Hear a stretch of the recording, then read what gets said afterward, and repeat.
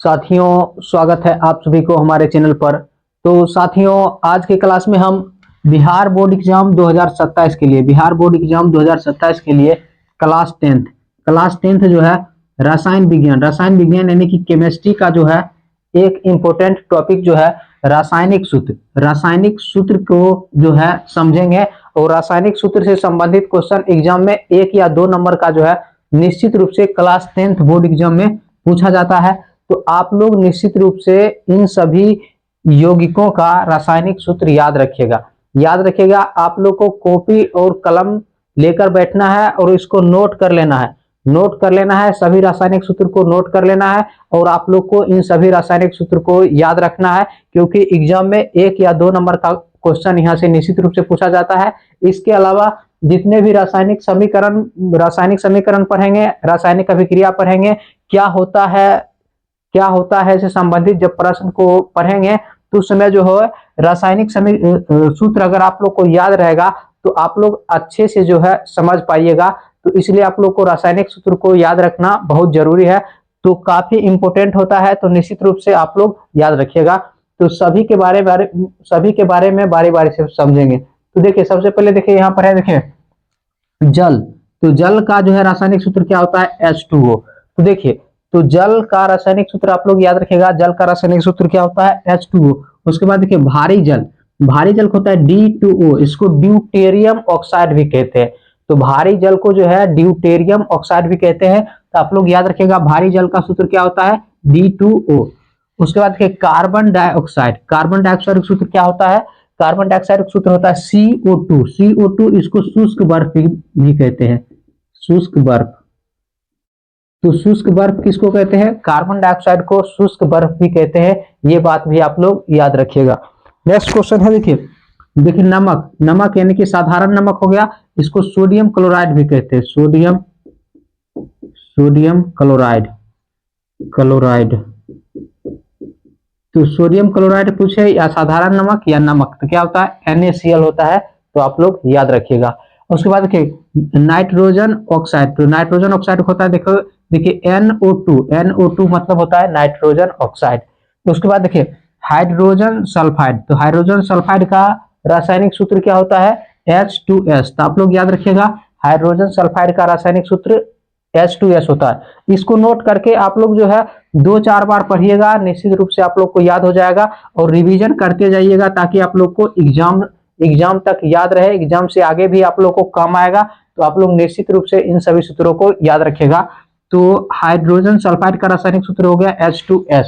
उसके बाद देखिए अमोनिया का रासायनिक सूत्र क्या होता है? NH3। याद रखिएगा अमोनिया का रासायनिक सूत्र क्या होता है? NH3। उसके बाद देखिए संगमरमर। तो संगमरमर होता है, देखिए CaCO3।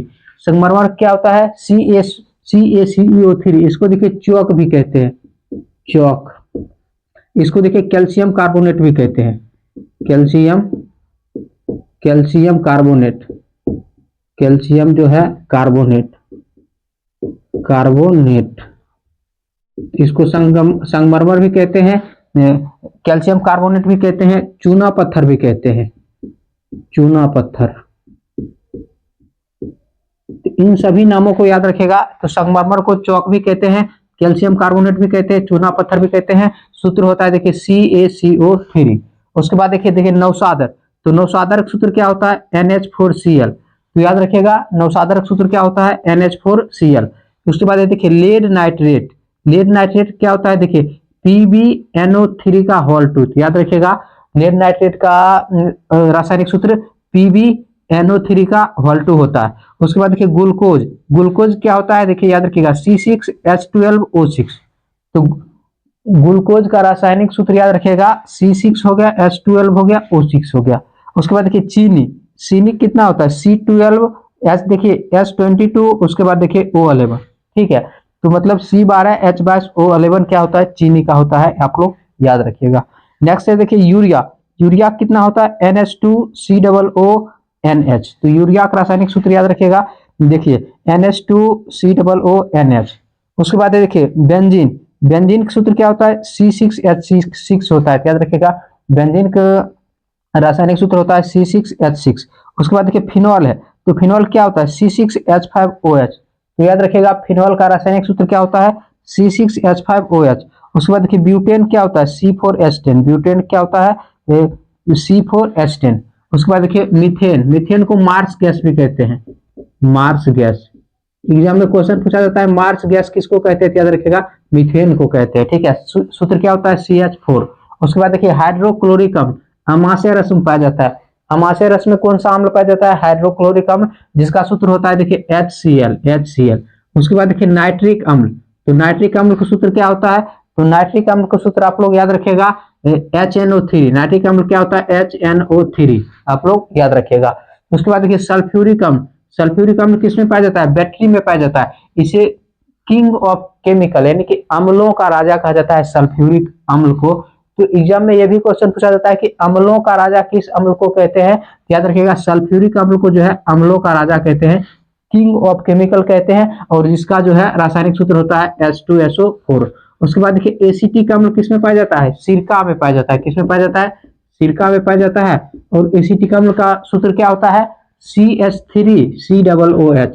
तो आप लोग एसिटिक अम्ल का सूत्र याद रखिएगा CH3COOH। उसके बाद देखिए फॉर्मिक अम्ल, फॉर्मिक अम्ल का सूत्र क्या होता है, फॉर्मिक अम्ल जो है लाल चींटी के डंक में पाए जाते हैं फॉर्मिक अम्ल, और फॉर्मिक अम्ल का जो है अनुसूत्र होते हैं HCOOH फॉर्मिक अम्ल का जो है रासायनिक सूत्र होते हैं। उसके बाद देखिए सोडियम हाइड्रोक्साइड, सोडियम हाइड्रोक्साइड का सूत्र क्या होता है अनुसूत्र देखिए NaOH मतलब सोडियम हाइड्रोक्साइड। उसके बाद देखिए पोटेशियम हाइड्रोक्साइड, तो पोटेशियम हाइड्रोक्साइड क्या होता है देखिए KOH होते हैं। उसके बाद देखिए एथेनॉल, एथेनॉल इसको देखिए एथेनॉल, एथेनॉल को होता है देखिए C2H5OH। तो आप लोग याद रखिएगा एथेनॉल का रासायनिक सूत्र क्या होता है C2H5OH। उसके बाद मेथेनॉल है, तो मेथेनॉल का रासायनिक सूत्र क्या होता है CH3OH। आप लोग याद रखिएगा मेथेनॉल का रासायनिक सूत्र CH3OH। उसके बाद देखिए कपूर कितना होता है, देखिए कपूर का रासायनिक सूत्र क्या होता है, तो कपूर का रासायनिक सूत्र आप लोग याद रखिएगा C10H16O। याद रखिएगा कपूर का रासायनिक सूत्र क्या होता है C10H16O, यानी तो आप लोग याद रखिएगा 16O। तो देखिए मतलब C10 हो गया H16O हो गया, किसका कपूर का हो गया, ठीक है।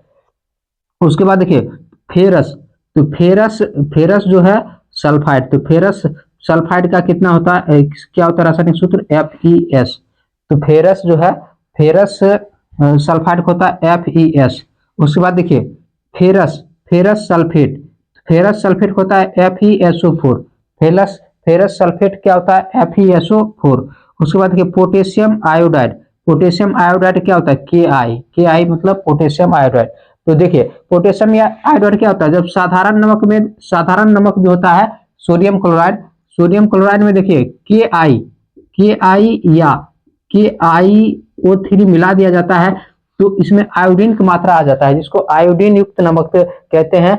तो साधारण नमक को आयोडीन युक्त नमक में परिवर्तन करने के लिए देखिए Ki या KiO3 मिलाया जाता है। तो आप लोग याद रखिएगा पोटेशियम आयोडाइड सूत्र क्या होता है Ki होता है। उसके बाद देखिए बेरियम क्लोराइड क्या होता है BaCl2, बेरियम क्लोराइड क्या होता है BaCl2। उसके बाद देखिए सिल्वर नाइट्रेट, तो सिल्वर नाइट्रेट होता है AgNO3, सिल्वर नाइट्रेट क्या होते हैं AgNO3।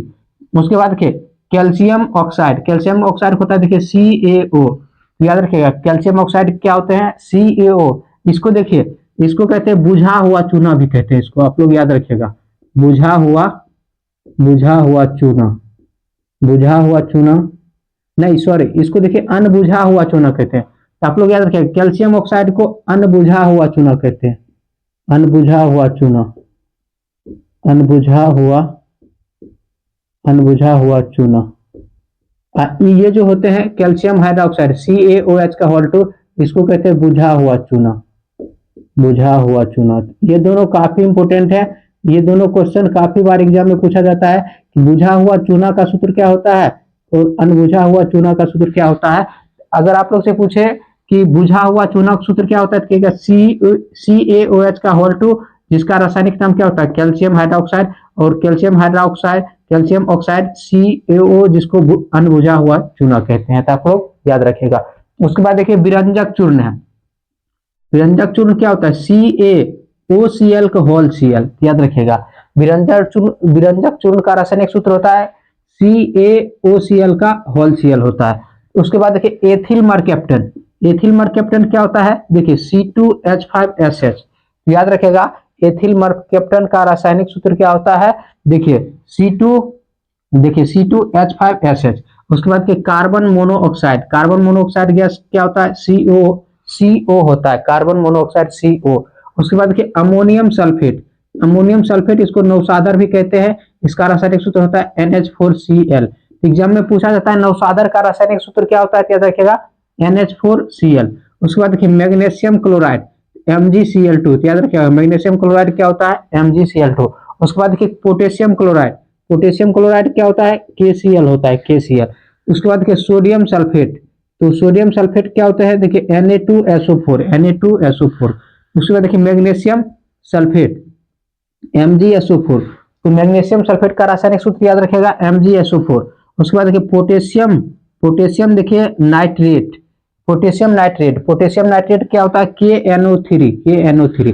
उसके बाद देखिए कॉपर सल्फेट, तो कॉपर सल्फेट देखिए CuSO4 इंटू 5H2O, इसको नीला थोथा भी कहते हैं, ब्लू बिटेरियल। तो आप लोग याद रखेगा, ये भी क्वेश्चन पूछा जाता है कि नीला थोथा का रासायनिक सूत्र क्या होता है, तो याद रखेगा CuSO4 इंटू 5H2O।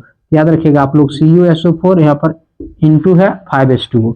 उसके बाद देखिए zinc sulphate ZnSO4 into 7H2O, इसको सफेद थोथा भी कहते हैं, क्या कहते हैं, सफेद थोथा भी कहते हैं। उसके बाद देखिए अम्लराज, अम्लराज का रासायनिक सूत्र होता है देखिए HNO3 प्लस HCl, यानी कि देखिए नाइट्रिक अम्ल का जो है और हाइड्रोक्लोरिक अम्ल का 1:3 का मिश्रण होता है अम्लराज, ठीक है। अम्लराज के रासायनिक सूत्र भी याद रखिएगा। अम्लराज में क्या होता है कि नाइट्रिक अम्ल और हाइड्रोक्लोरिक अम्ल का 1:3 का मिश्रण होता है, तो इसको भी आप लोग याद रखिएगा। उसके बाद देखिए plaster of Paris, plaster of Paris gypsum को, जिप्सम से तैयार किया जाता है, जिप्सम से बनाया जाता है, जिसका रासायनिक सूत्र होता है देखिए CaSO4 इंटू यहाँ पर है 12H2O। तो आप लोग याद रखिएगा प्लास्टर ऑफ पेरिस का उपयोग जो है खिलौने बनाने में, चिकित्सा में, टूटी हुई हड्डी को जोड़ने में जो है किया जाता है, ठीक है। तो प्लास्टर ऑफ पेरिस का जो है सूत्र याद रखेगा CaSO4 इंटू 12H2O। उसके बाद देखिए क्लोरोफॉर्म CHCl3, तो क्लोरोफॉर्म भी काफी इंपॉर्टेंट है, तो क्लोरोफॉर्म के बारे में भी आप लोग याद रखेगा CHCl3 होता है, ठीक है। उसके बाद देखिए बॉक्साइट, बॉक्साइट क्या होता है, बॉक्साइट क्या होते हैं, एल्युमिनियम धातु का अयस्क होता है बॉक्साइट। तो बॉक्साइट का सूत्र होता है देखिए Al2O3 इंटू 2H2O। तो बॉक्साइट का सूत्र याद रखेगा Al2O3 इंटू 2H2O। उसके बाद देखिए आंसू गैस क्या होता है CCl3NO2, तो याद रखेगा आंसू गैस, आंसू गैस क्या होता है, आंसू गैस का सूत्र क्या होता है CCl3NO2। उसके बाद देखिए लाफिंग गैस यानी कि हंसने वाला गैस क्या होता है N2O होता है, ठीक है, N2O, जिसको लाफिंग गैस भी कहते हैं। उसके बाद देखिए धोवन सोडा, धोवन सोडा क्या होता है Na2CO3 इंटू 10H2O। तो धोवन सोडा का रासायनिक सूत्र याद रखेगा Na2CO3 इंटू 10H2O। उसके बाद देखिए बेकिंग सोडा, तो बेकिंग सोडा क्या होता है देखिए NaHCO3, तो बेकिंग सोडा क्या होता है NaHCO3। उसके बाद देखिए लाल सिंदूर, तो लाल सिंदूर क्या होता है PB3O4। तो याद रखेगा लाल सिंदूर का रासायनिक सूत्र होता है PB3O4। उसके बाद देखिए, उसके बाद देखिए यहाँ पर, तो लाल सिंदूर हो गया PB3O4। उसके बाद देखिए 55 नंबर यहाँ पर है, देखिए 55 नंबर यहाँ पर लिखा हुआ देखिए ओजोन, तो ओजोन के बारे में भी याद रखिएगा O3, ओजोन का रासायनिक सूत्र क्या होता है O3 होता है। तो इन सभी रासायनिक सूत्रों को अगर आप लोग याद रखिएगा, केमिस्ट्री पढ़ना आप लोग के लिए आसान हो जाएगा।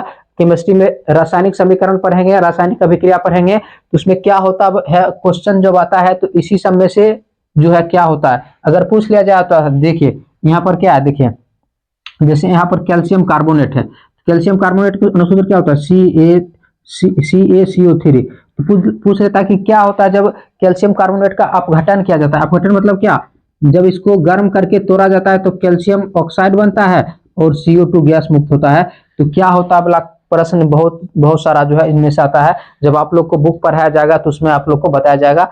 अभी आप लोग रासायनिक सूत्र को आप लोग निश्चित रूप से याद रखिएगा। उसके बाद जितना रासायनिक अभिक्रिया कराएंगे तो उसमें भी जो है क्या होता है कि रासायनिक सूत्र याद रहेगा, तो आप लोग रासायनिक अभिक्रिया को अच्छे से समझ पाइएगा। तो इसलिए आप लोग रासायनिक सूत्र को निश्चित रूप से याद रखिएगा, अच्छे से याद रखिएगा। अगर वीडियो पसंद आए तो वीडियो को लाइक कीजिए, शेयर कीजिए और चैनल पर चैनल को सब्सक्राइब जरूर कीजिएगा, क्योंकि आप लोग को जो है पूरा सिलेबस क्लास 10th के सिलेबस का जो है सिलेबस हो गया। उसके बाद देखिए टारगेट आएगा, टारगेट की तैयारी कराया जाएगा, क्वेश्चन बैंक तैयारी कराया जाएगा, मॉडल पेपर की तैयारी कराया जाएगा।